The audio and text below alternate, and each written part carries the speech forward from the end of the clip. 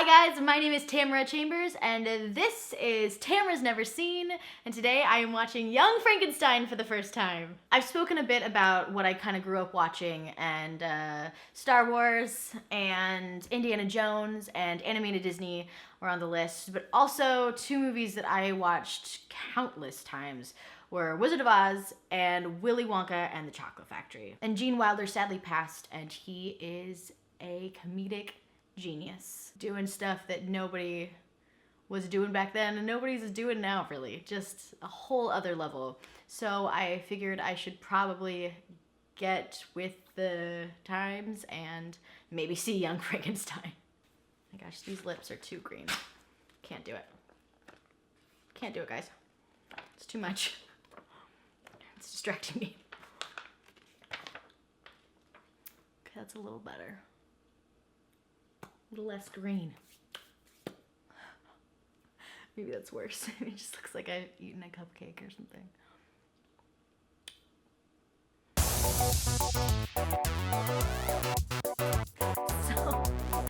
So beautiful. Yeah, so anyway, I am very excited to see this movie. I always have hesitation watching super old movies because it's kind of like going back to a really old video game or going back to like an old console. I was playing N64 recently and I was like, oh man, this was my childhood, but gosh dang it if these graphics don't suck. Similar kind of thing, so I'm always like, man, I'll just sit through it, it'll be fine.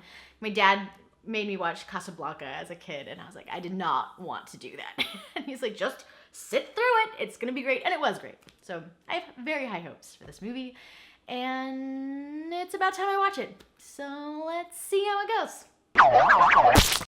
Tamara's Never Seen. I cannot believe how much I enjoyed that movie. Oh my gosh. Holy crap, it was so funny. Everything was so detailed and hilarious. Wow. Whoa. That's how I feel, apparently. So you start off on Gene Wilder, who is playing Frederick. Frederick is his name. He's playing Frederick Frankenstein because he wants to distance himself from his grandfather, Frankenstein. He's a brilliant scientist and he's teaching a lesson and he gets very, very upset about this student asking about his grandpa, Frankenstein. So upset that he picks up a scalpel and just stabs his leg with it. And then he's like, all right, guess we're done here. Class is dismissed. And then this really weird guy that I don't think you ever see again comes up to him and brings him a box. I don't remember what's in the box either. This movie really impacted me, apparently. And he's like, you gotta go to Transylvania for your grandpa's wishes. So he goes. Before he goes, there's this incredibly funny scene between him and his fiancée Elizabeth, and they're saying goodbye, but she doesn't want him to touch any part of her because she's going to a party and she doesn't want him to ruin her makeup or her hair or her dress, and it's so funny and real relatable. Hashtag relatable. I really enjoy it just off the get-go how funny the first female character is that you have an interaction with. I think that's awesome. I can't read this. There's lipstick everywhere. Oh, okay. He gets off the train in Transylvania and Igor meets him, not Igor, Igor's grandson, Igor, meets him at the train station. And it's hilarious. He's such a good character. This movie is a delight. Then you meet Inga and she's hilarious and adorable. Then you meet Frau Bluka, who every time her name is said, horses neigh, even if she's not around horses. And it's a wonderful gag. Really funny, super simple, super funny. You're in the castle and the set is out of this world. Crazy good set. Costumes, super incredible. The hilarious bookshelf scene, hilarious. I always wanted a bookshelf where you like pulled something out and there's a lever and it's like a surprise passageway. I wonder if I have that. All right, Ike, let's see what we got here. Do you see any levers anywhere? That's the Best Bisexual Erotica. What's that doing there? I'll just take that and find the lever another time. Here's Wizard of Oz 2. And I'm back. Where were we? So they find Frankenstein's old lab, and they're going down this staircase, and it's a really cool scene, but honestly, all I can think about and watch is Inga's bedgown. It is on point. Looking good, girl. I want a bedgown. I'll be right back.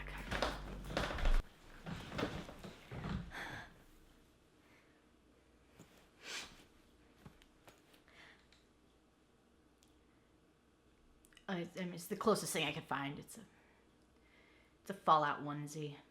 It's so green. Oh, it tastes delicious.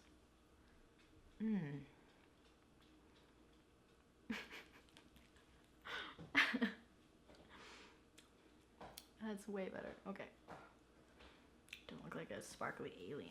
Oh, I kind of want to look like a sparkly alien. Okay, anyways. So then they find his grandpa's library, and he's like, wait a second.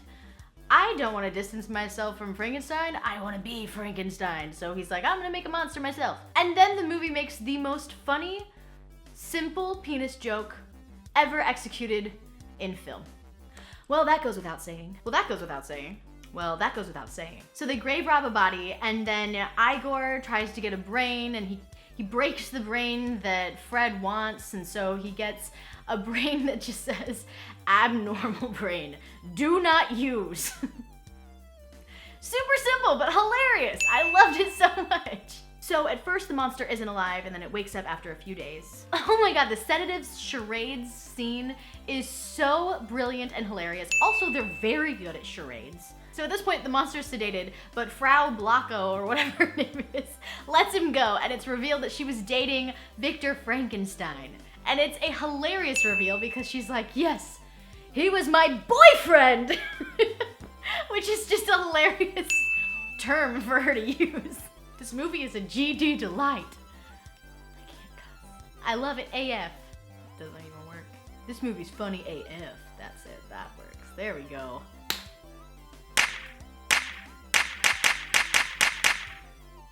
Working around that YouTube censorship. So they're able to capture the monster, and Fred decides he needs to let the monster know that he's loved, and that's how he's going to be an accepting and kind monster. And he's like, you're handsome, buddy. And the monster's response to being called handsome is when somebody calls me pretty in real life. I'm like, So then Fred and the monster become best friends, and they put on a they put on a demonstration for the public, and it is perfect. It's perfection. Holy crap, the mix of dancing and singing and comedic brilliance that you get from Gene in this scene is out of this world.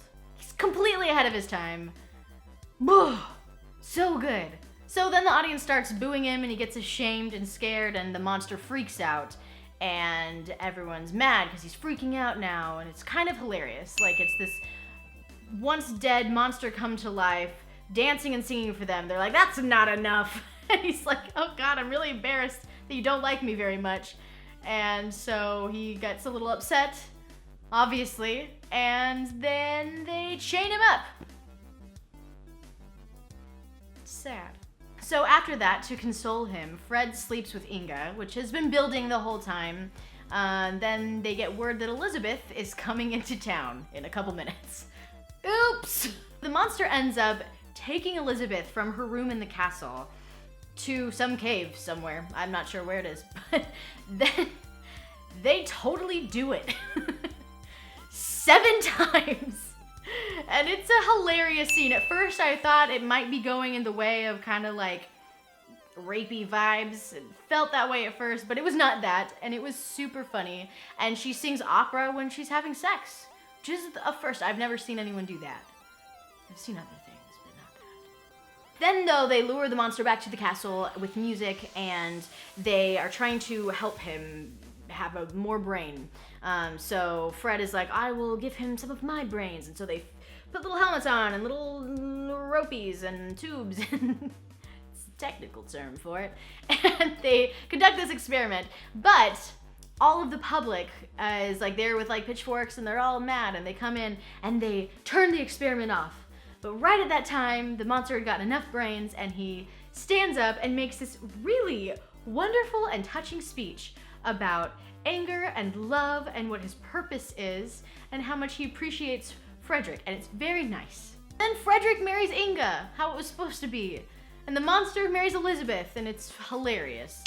And at the very end, they put the button on top of just like, Inga's like, Fred, he got some of your brain, so what did you get in return?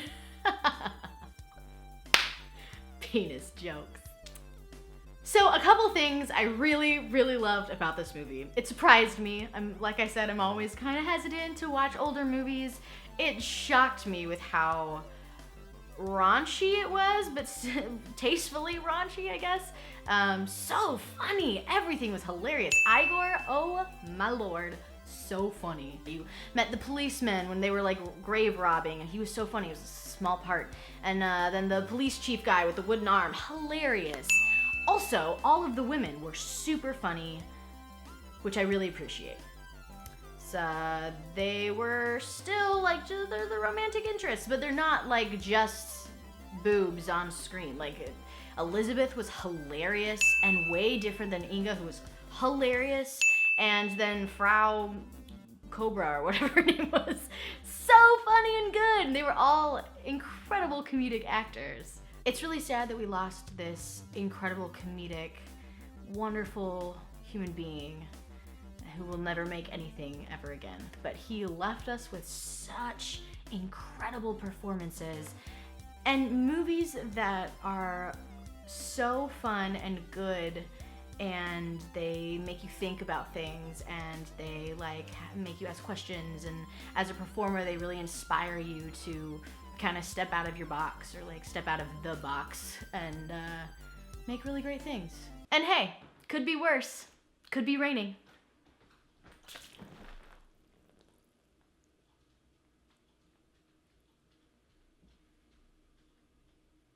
Worth it.